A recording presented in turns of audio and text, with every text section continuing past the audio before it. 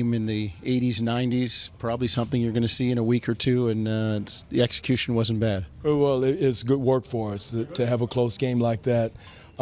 Is much better than us, getting spanked or a blowout the other way. That team out there, they were scrapping, they were playing, they were into us defensively, sort of like it's going to be in a couple of weeks. And we have to execute in those situations. And I think our focus was there early.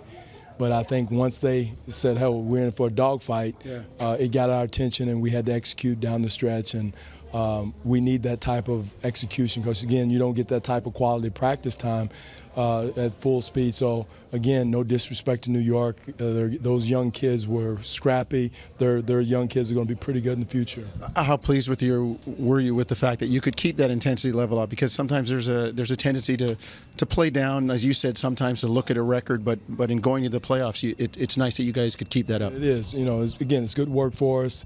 Again, we had some mental mistakes from that aspect.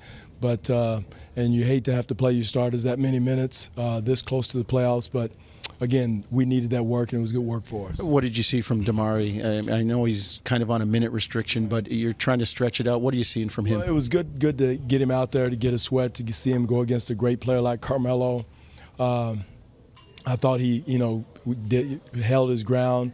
Again, with the minute restrictions, it's kind of disjointed as far as his getting in, getting out, getting loose, coming, sitting down, and those type of things. So it makes it more difficult to really get a good evaluation. But he needs this work. It's going to be good for him these next couple of games to get him out there for game conditioning so he can get used to it for the future. Dwane, last thing for me, how much are you playing him with some of the guys you might need to see him with come playoff time? Jones is just making sure he's out there getting the run with the minutes restriction without really breaking our flow, breaking our rhythm. And he's doing that.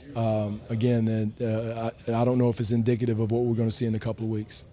DeMar goes past Vince tonight for second all-time leading scorer on the Raptors. What do you think about his game?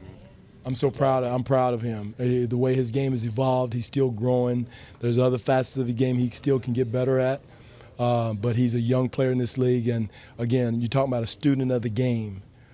He represents everything you want as far as having around your program and building a program around. And it couldn't happen to a better person, a better player, better teammate, better leader. He understands the moment for this team. He doesn't get too caught up in things where he forgets what is going on and what this is all about. So I'm happy for him. He had that late three-point play, which sort of his play, right? Get in there, get hit, and finish.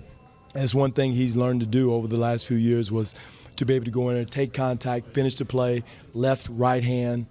And, again, that's kind of his thing now. And they take away something, he exploits something else. And so he's grown so much as a player where the game is slower for him, the moment doesn't overwhelm him, and he makes sure he takes advantage of it.